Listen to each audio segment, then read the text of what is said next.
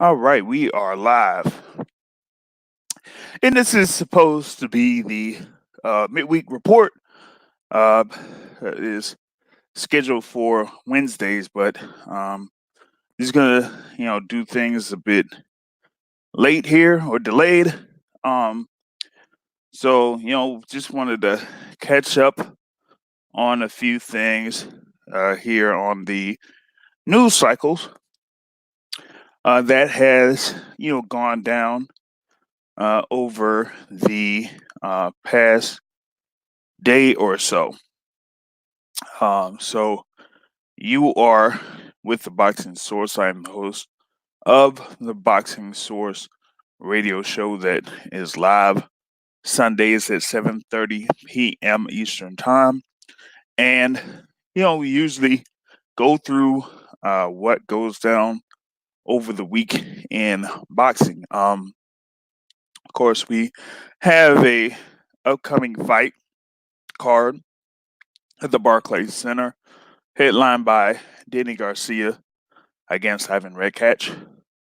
Uh, they're going to, have the weigh-in scheduled for tomorrow over in the Barclays Center and whatnot. So you're just going to be looking forward to that, getting updates on that, plus the co-feature bout that includes Jared Hurd against Francisco Santana. You also will have Stephen Fulton Jr. Going up against Arnold Kagai in that particular fight card. So definitely be on the lookout for Stephen Fulton Jr. In that fight card that will be shown on Showtime. That will be for a minor super bantamweight championship. Should put Fulton in position to contend for a world title in the super bantamweight division if he gets to win. There, you're also gonna have Patrick Harris there against Clay Burns. Um, and you'll also have a few other fights in there, like Keyshawn Williams against Gaku Takahashi, Kenny Robles against Ricky Edwards, and I think it will be opening Rajon Chance against Akihiro Nakamura. Right. I think they're gonna also attempt to have Lorenzo Simpson as part of that card as well, but that has to be approved, basically. So we're going to wait on that. But in the meantime, I just wanted to, go through a few things here. I think that, um, you know, we've kind of like covered this, a couple of these stories over the course of the week. Um, First off, I just want to, go through the thing with Demetrius Andrade. Demetrius Andrade earlier today signed a 4-fight extension with Matchroom Boxing. That is the WBO middleweight champion. Uh, he will be defending that WBO middleweight championship against Luke Keeler on Thursday, January 30th. That's going to be in Miami at the Meridian at Allen Gardens. Um, that's gonna be part of a fight card that's going to include Jojo Diaz against Tevin Farmer. That will be a very good bout. Definitely look out for that particular bout in that card.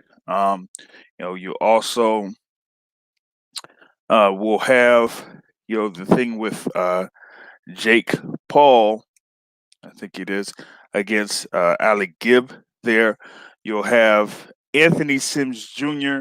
against Romer Alexis Angulo. as part of that, and also the Unified Super Bantamweight Championship. Daniel Rahman will defend those titles against Murodjon Akhmadaliev. So that will be what you will have on Thursday, January 30th, over in Miami. So that's going to be a fairly good card for people to catch there during Super Bowl week in Miami. So you do have that, and like I said, Andrade signing that 4-fight extension with Matchroom Boxing. He's been alongside Matchroom for a little bit here. He had his fight with Walter Katsandakwa to win the vacant WBO middleweight championship back in 2018. Had his fight with Artur Akavov, Maciej Sulecki, and now going into this bout on next Thursday, against Luke Keeler in Miami. So we're going to see what happens with Demetrius Andrade. Of course, he's been in the news cycles as a possible opponent for, multiple guys in the middleweight division. You do have, of course, Canelo Alvarez. That's bounced between the middleweight, super middleweight, and light heavyweight divisions. We will go into Canelo Alvarez in a little bit. You also have Gennady Golovkin. Those that know me and have followed me on the Boxing Source, what I think about Gennady Golovkin and what he does. So it is what it is. You also have Jermall Charlo, and we know about the whole thing about him being sent an offer supposedly by Eddie Hearn. There are some people out there that dispute that the offer was sent. But thing about it is, we gotta see what is out there for Jermall Charlo, who holds the WBC version of the middleweight championship. So that is kind of what we're basically waiting on here for Demetrius Andrade after he faces Luke Keeler on January 30th. So that's one thing that wanted to put in there is Demetrius Andrade getting a 4-fight deal with Matchroom Boxing, where he will, I guess, continue to defend that WBO version of the middleweight championship. The other thing is that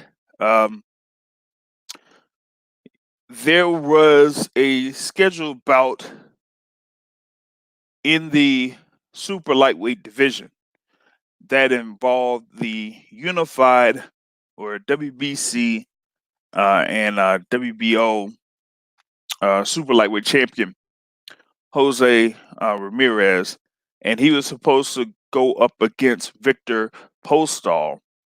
And that was scheduled for February 1st, and it was supposed to be in Haikou, China. You had Ramirez that was supposed to have his mandatory defense against Victor Postol, but through Mike Coppinger of The Athletic, we see that there is a serious thing going on. Well, if you follow news cycles within China, you see that there has been a breakout of something of a coronavirus in China, and due to that, Top Rank didn't want to put their fighters and people at risk, so they will postpone that fight card that's headlined by Jose Ramirez and Victor Postol. So we won't necessarily have that fight on February 1st. That was supposed to be, next Saturday. So we're going to see what happens with that bout. You did have Ramirez that was going to um, have his first defense as the unified super lightweight championship after he had that knockout win over Maurice Hooker over in Texas last year. And of course, you have Victor Postol, who has, you know, been a former world champion um, before, losing to Terrence Crawford. So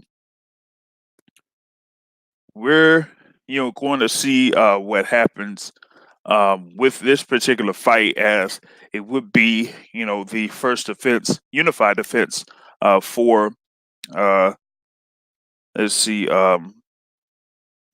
for Jose Ramirez. Let me see if we can add someone on here. He's like kind of in the dark. Hopefully, he's not lost out in the streets, man. Is brother Mike? What's going on, man?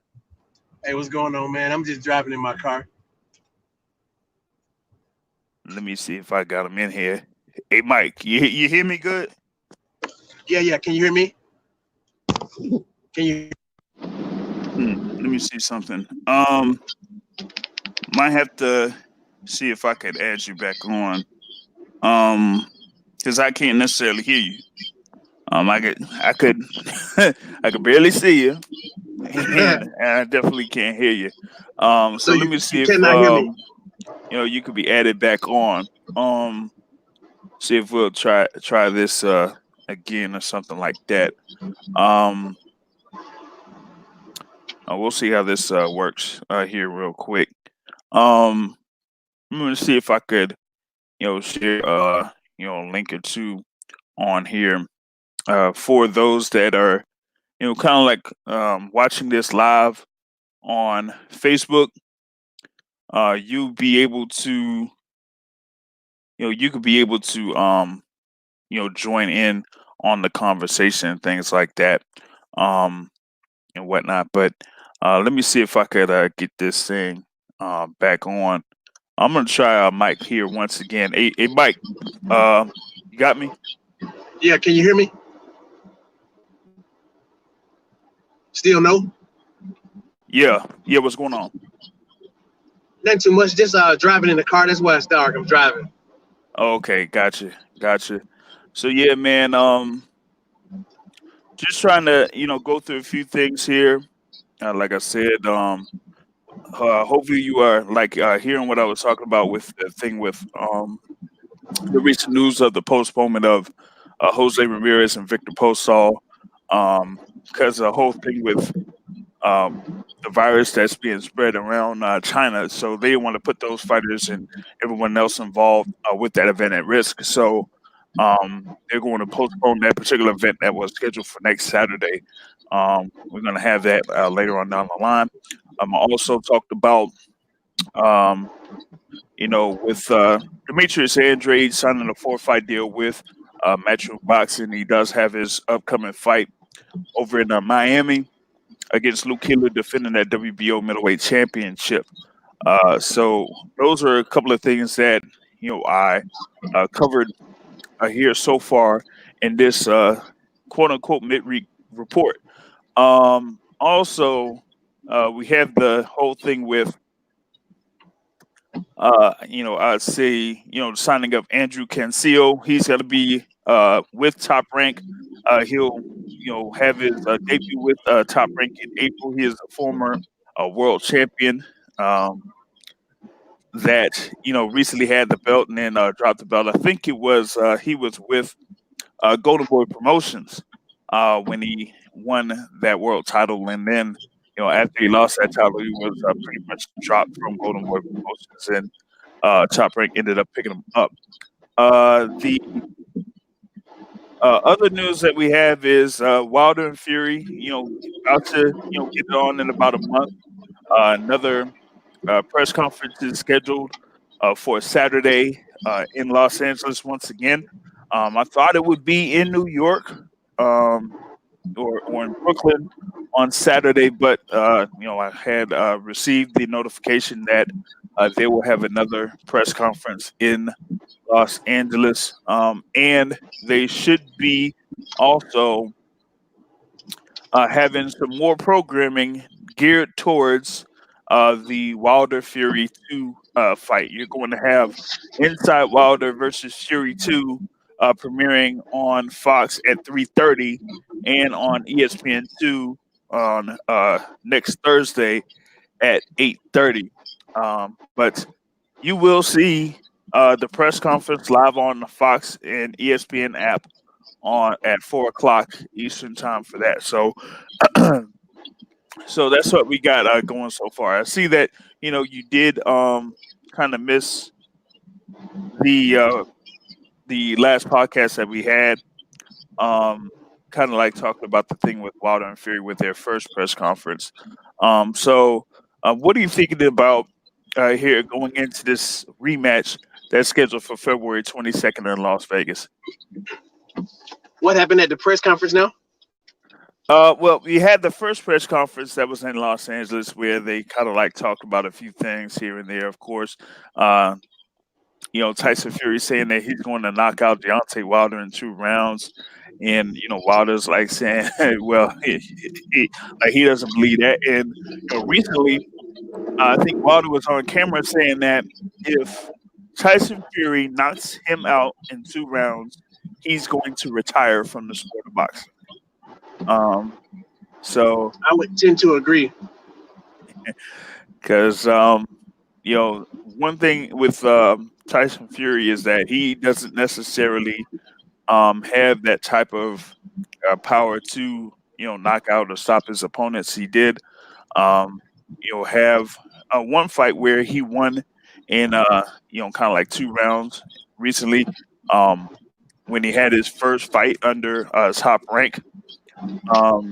But after that he struggled against Arnold Wallin, so we don't know what is going to happen with Tyson Fury in this case against Deontay Wilder on February 22nd.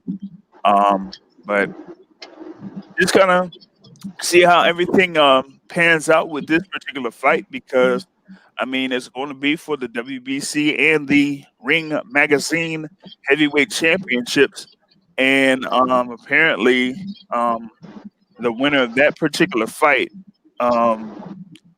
may be saying that they could face Anthony Joshua in an undisputed heavyweight title fight in Saudi Arabia. They had that fight between Anthony Joshua and Andy Ruiz Jr. Over in Saudi Arabia, Diriyah Arena, where they had like a huge site fee of, I think it was like $40 million, or something like that. Do you actually see that happening? Any one of those guys going to Saudi Arabia with Anthony Joshua? I don't see that happening. Well, I mean, hey, what if that side offer was $100 million?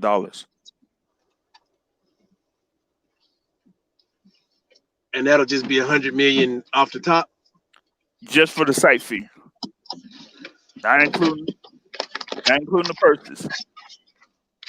Yeah, I think people would be wary of that, because even well, I mean, it was a one-sided fight. Anthony Joshua won the fight, so it wasn't no need for the judges, but I think people would be wary. You don't think they will be wary to go? Oh, I mean, you've had a few instances where fights of that type of magnitude have been held in Saudi Arabia. You've had the World Boxing Super Series finals. A couple of those be held in Saudi Arabia. Before this particular fight. So they could have another, undisputed heavyweight title fight there. But my thing from a fan's perspective, I don't think it should be in Saudi Arabia. I think it should be, either in the UK or the US. Saudi Arabia, while it may serve as some sort of a neutral site type of thing, I don't think it would be very attractive for fans of the sport to go over there and watch a fight that would be for the undisputed heavyweight championship of the world. Yeah. So that's the thing that we have in reference to all of that. Uh, that's kind of like what I get from that report, that them having a particular offer to hold the undisputed title fight over in Saudi Arabia. So that's kind of like what we do have with that. Big One Lots other. closed too. Oh man, hey, he's talking about Big Lots, man. I got one of them rewards cards, man. I can't even use my rewards card over there, man. I can't. I gotta find the Big Lots when I hit up that spot, son. Come on, yo. I'm just trying to get some Gatorade. Yeah, man. You might have to hit a grocery store or something, my dude. Yeah. It's not 10 o'clock. They're closing at 45. Yeah, about 9:50, man. They said, man, they closing early. You know what I'm saying? Other news that's out there, you have they say Canelo Alvarez. They're trying to figure out what his annual Cinco de Mayo weekend fight will be, and seems like a little bit of a wrench has been thrown in. Folks are talking about him potentially fighting Billy Joe Saunders.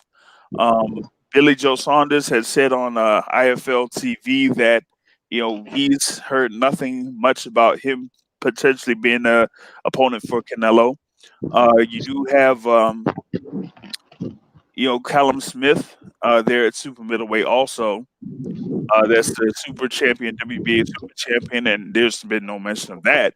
Now they're talking about Canelo Alvarez potentially fighting Ryoto Murata. And I don't understand for 1 second why that would be a fight that would be even considered by Canelo Alvarez. There's nothing. I don't see any incentive in it. I don't see him necessarily going to Japan for that fight. And given what Murata did to Rob Brandt in their rematch, I don't think that you would want to have Canelo Alvarez in that particular fight, because Murata looked kind of like he could, like no punch could hurt him in that particular rematch or anything like that. And he walked through everything the Rob Brandt had for him. So, but does Rob Brandt punch like Canelo? No, he doesn't punch like Canelo. But when I tell you that the first fight between Brandt and Murata and the second fight were like two totally different fights, I'm like, hold on, man, something's up. I was like, something's up with Murata in this one, man. You had that fight in Japan, and I was like, nah, this is a whole different type of dude, man. Whole different type of dude. I mean, Canelo has that, 35 or $33.3 million guarantee per fight.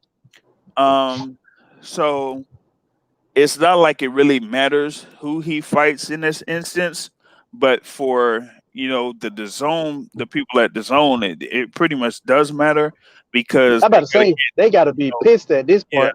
Yeah, because they got to get some returns on this. I mean, you do have the Kovalev fight. You do have Daniel Jacobs. You did have the thing where he ended up fighting in his first particular fight on that deal, which was just Rocky Fielding. So it's like Rocky Fielding in your first fight. Yeah, you do have Daniel Jacobs, who was a top middleweight. Sergey Kovalev, who is the most well-known light heavyweight. So his next fight got to be, something pretty much of that level. I think that he should fight either Billy Joe Saunders or, a Callum Smith. I don't see why he would fight a Ryoto Murata. That's kind of to me, it's a step below fighting Daniel Jacobs.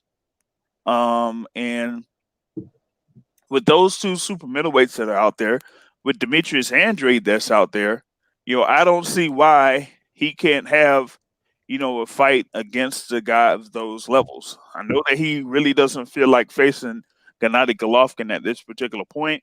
And with that, they would have already kind of like announced that fight pretty much by now if that was going to happen. So that's kind of like what I get out of this is that Canelo Alvarez is feeling like, hey, I could pretty much face anybody, and a lot of people will, either attend or watch or anything or something like that. But against a Ryota Murata, I just don't see that happening.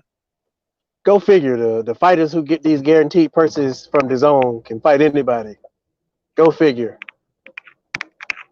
Well, it's just here with this thing with Canelo Alvarez, and you do have Gennady Golovkin that's fought who's it? Steve Rolls, and now after his fight against Sergey Derevyanchenko, he wants to have a mandatory defense of that title that he just won against Camille Cesaro-Meta, and not very many people at all really know who Cesaro-Meta is. So that kind of that thing there is what we get off of some of the people that we have that's on the zone. You also have who is it? Tevin Farmer. Anthony Joshua. Well, no. I mean, he could fight. He could fight who he fights, but either way, it's still a top 10 fighter, pretty much. But you have Tevin Farmer, who fought like a James Henderson or a Joan O'Carroll. Like, not very many people, kind of like want or know about those type of fighters. He had the whole thing with Tank Davis, and he didn't necessarily want to go ahead with that particular fight. So he does now have a fight against Jojo Diaz, and he said after this particular fight, he wants to go after Gary Russell Jr., which would be a fairly interesting fight. But he still has to get through Jojo Diaz, and I think that that will be a very, very tough fight for Tevin Farmer to get through. Who was it next Thursday? So that is something that I'm going to be looking out for in reference to that. But with Canelo Alvarez, man, I mean it's I don't know. I don't know about that. So you do have that going down. Other news that I had was you had the signing of Andrew Cancio by Top Rank, like we were saying. I have no clue who that is. Andrew Cancio was a former world champion that was under Golden Boy Promotions, but he ended up losing his fight to Rene Alvarado. So after all of that, he had to, I guess they just dropped Golden Boy dropped him from their promotional team. So that's kind of like what they have now is with him going on that. The other thing that I wanted to talk about that has bothered me over the past day or so is the news of former unified heavyweight champion Andy Ruiz splitting with trainer Manny Robles. Of course, you had to see that coming though.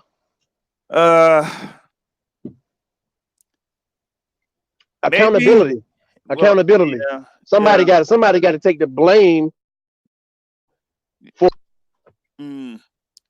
Yeah, but Manny Robles ain't the one to blame. I mean, he was the one that's basically said, get yourself back in the gym.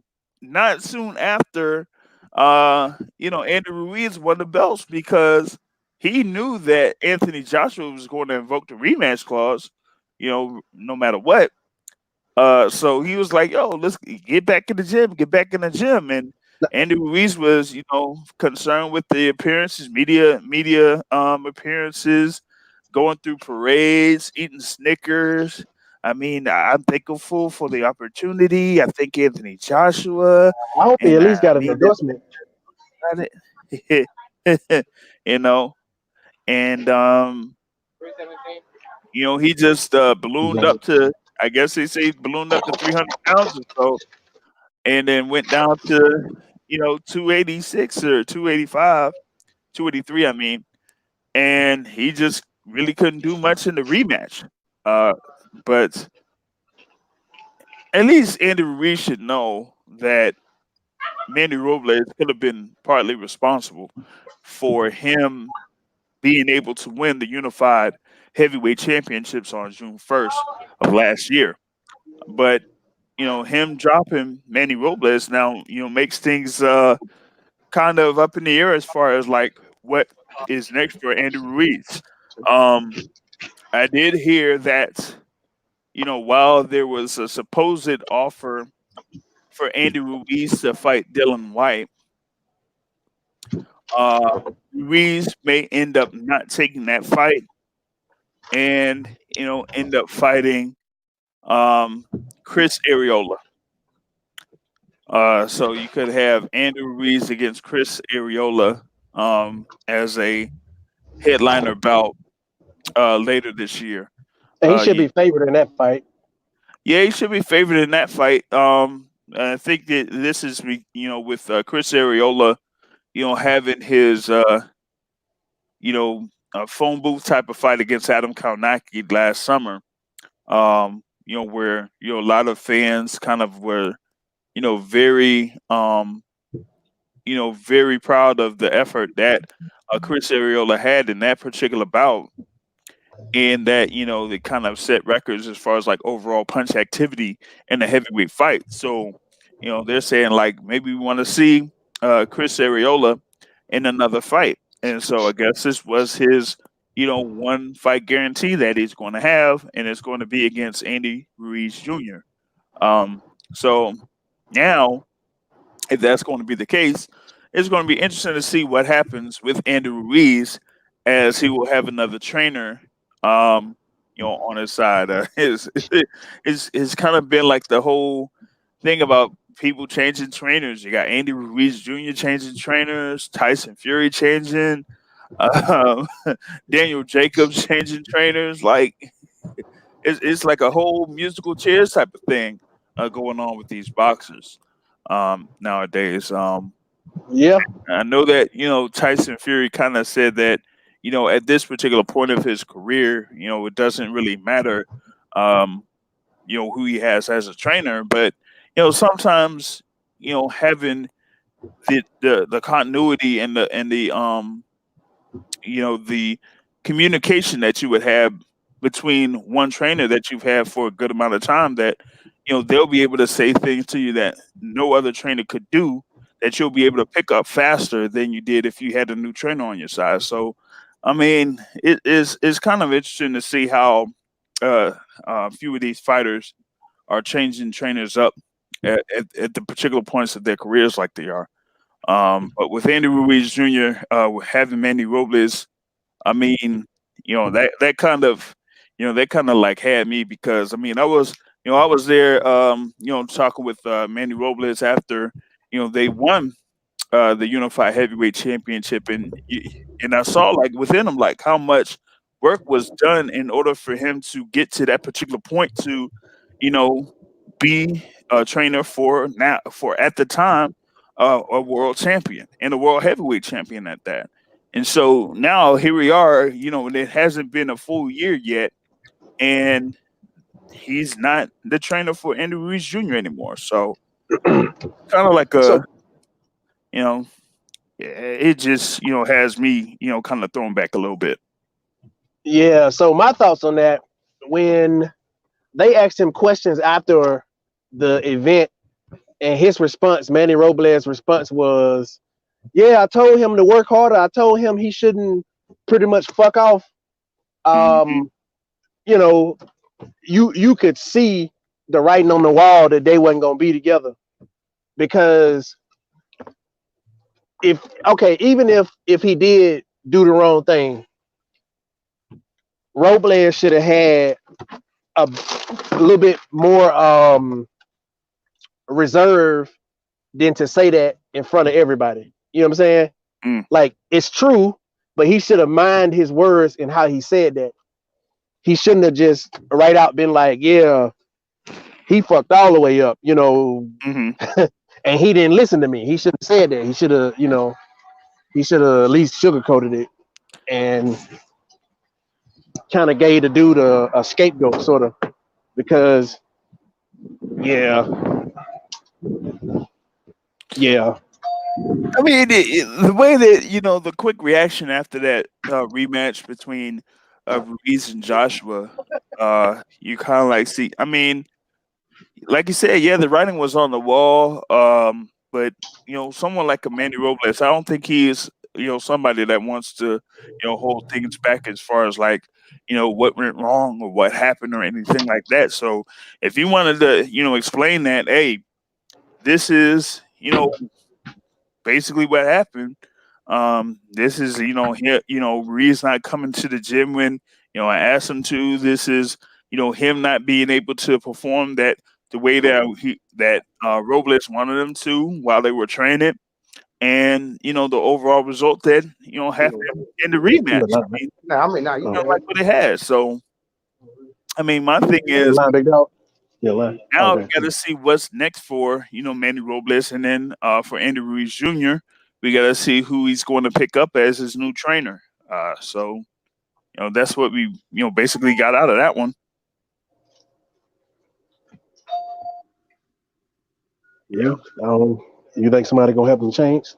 I don't think so. Yeah, I don't think so either. I think at this particular point, with Ruiz having the whole thing about him winning the title, him having all that money coming in and whatnot, it kind of like got to his head a little bit, and that's what I think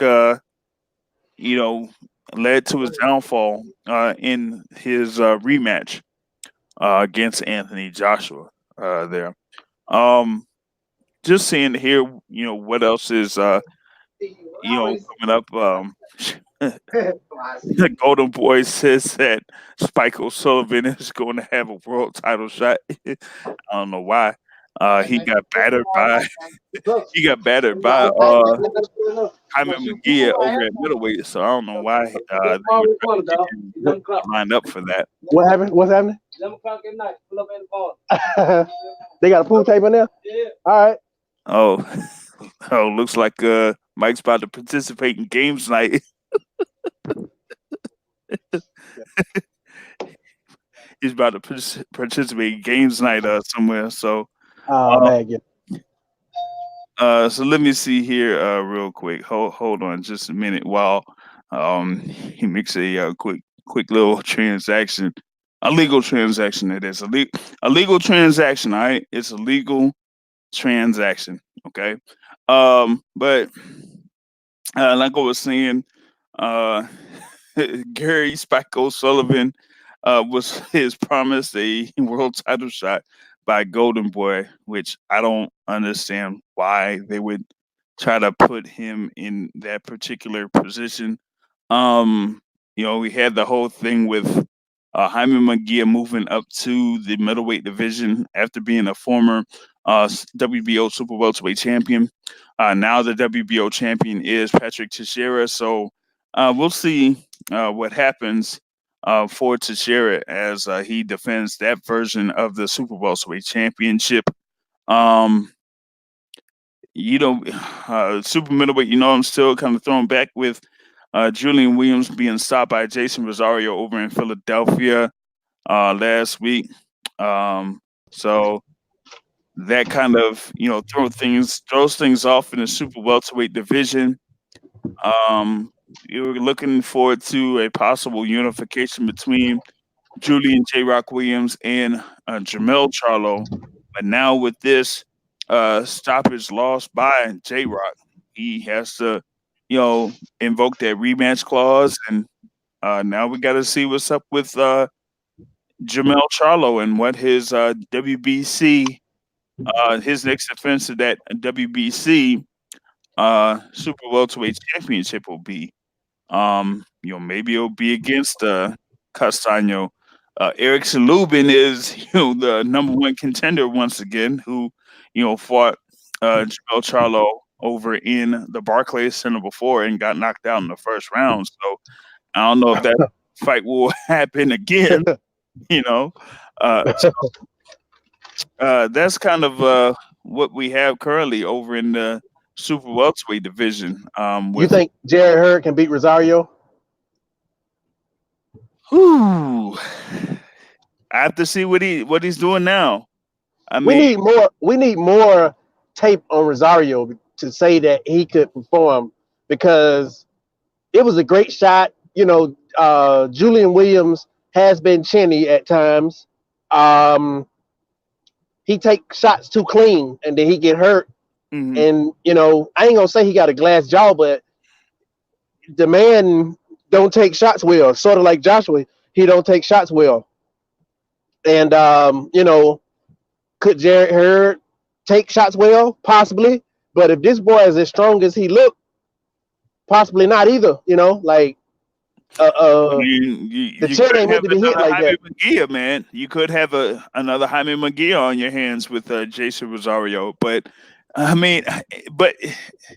it kind of is. It's weird because Jason Rosario, what was it? A couple of years ago, got knocked out by what's his name? Who's it? Lubin beat the guy who we talking about. Lubin beat the guy. He just recently beat him. It was,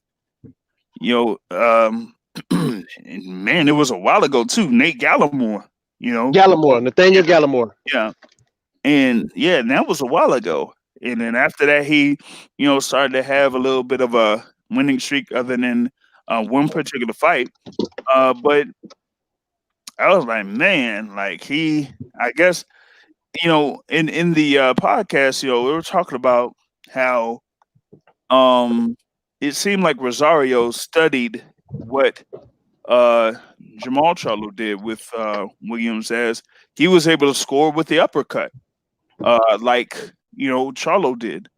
And that mug definitely landed, especially after he hurt him. It landed, and that was a shot that kind of ended it. Like he was still, he could still move a little bit, but then when he got hit with that shot, it was just over with. Yeah, exactly. And that's when the referee stepped in and stopped the bout. And like I said, I was shocked at that particular result that happened there. But now we have to see what happens with the rematch with Rosario and Williams, and if there's anything that Williams and his trainer Stephen Breadman Edwards would be able to do in order to make adjustments to get the win in this particular bout. And I was like I said, I was like kind of thrown off by what happened in this particular bout. It's just that I guess Williams has to work on his defense a little bit, particularly against the uppercut, because he just seems to be open to that shot, one, and I think also to right hands by his opponents. So you do have that. So I think J-Rock, is a good fighter. Obviously, we all know that he's a good fighter, but I think that he has predefined moves that he do, which I guess everybody has predefined moves in the sense that it's muscle memory. But I can't say that he changes his exits all the time. He does the punch, and then he duck, and then he do the little same roll. Mm-hmm. And he does that almost 85-90% of the time. Right. And when people see that, they wait till he do all this and get in that spot, and then they hit him with either the straight or the uppercut, and they wait for that. Yeah. Yeah, it looks like they kind of wait for him to basically do that. Because one of the other things that I kind of like saw with the Rosario fight is that with J Rock doing that type of move, Rosario responded with a counter right hand, because once he throws the right hand, he feels that Julian Williams will be right there once he throws that right hand. And so, kind of like that's what we got um, when things started to shift over, and when Williams had to deal with that cut that was on his left eye, was because he was hit by the right hands of Rosario. So um, that's kind of like something that J Rock has to work on, seriously work on, to get that left hand up. Basically, when he's like out there trying to defend what's coming back at him. If he goes with that left right hand, left right hand, and then bring that left hand up, left right, and bring something up, because he can't just do left right and then just back up and still have this side open, because that right hand counter is got to be waiting for him every time. So Yep. and that's the thing that was basically his his downfall in that particular fight. So that's basically what we got. I was saying here, in reference to that particular fight, it said that particular broadcast peaked at 1,565,000 viewers. So hey, that's very good. Yeah, that's like for a fight almost better than what Terrence Crawford does, ain't it? Yeah, because I mean, if you think about it, I'm like, Williams and Rosario, like that was a fight, like I said, with the odds being at 33-1 at that particular time. I don't think that some fans of the sport probably would have kind of like tuned in, but with things that are happening, I guess, within the sport. I mean, you had that particular fight. You had the thing with Eleider Alvarez going up against Michael Seals. That was on ESPN later on. So they kind of like had that particular fight card first in Philadelphia, and then the Alvarez Seals fight card over in Verona, New York, for people to watch. But yeah, over 1.5 million viewers. That's a good amount of viewers for that particular time slot. They had it fairly early, considering when they usually have boxing fight cards on. But yeah, 1.5 million views. That's great. That's great for them. That's great. Yeah.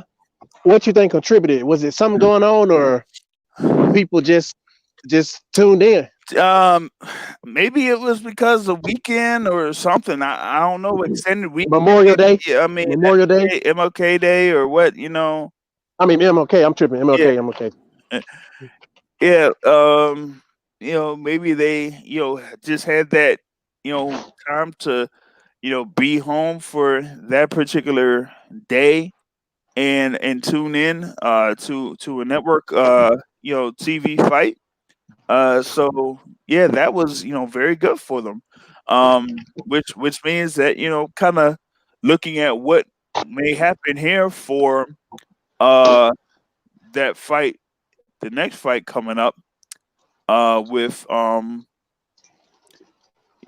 Garcia and Redcatch.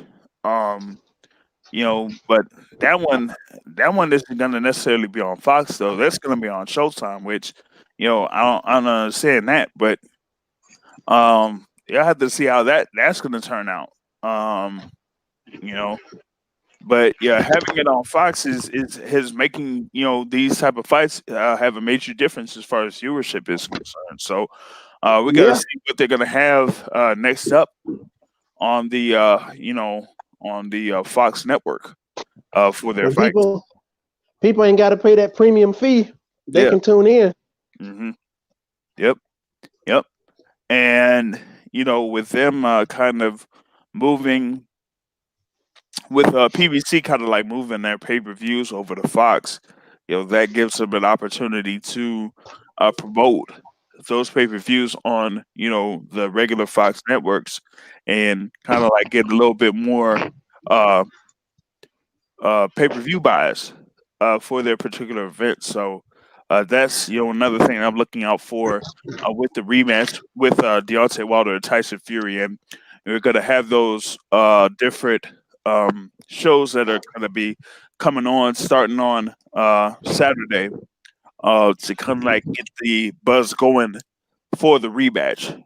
So that's one of the things I'm waiting on here over the next few weeks before the rematch does take place over in the MGM Grand Garden Arena in Las Vegas. So that's pretty much what I got here for like I said, the quote unquote midweek report here on a Thursday. Thanks, Mike, for coming on to join in with this discussion. We will have the Boxing Source radio show live Sunday at 7:30 p.m. Eastern Time on Blog Talk Radio. So, be on the lookout for that. I'll post a link on this particular video for that. And catch the articles on theboxingsource.net. So we will have updates on what's going down in the sport of boxing there. So that's what I got here so far. I guess I'll see y'all next week or for the next Boxing Source report. Until then, folks, peace out. All right.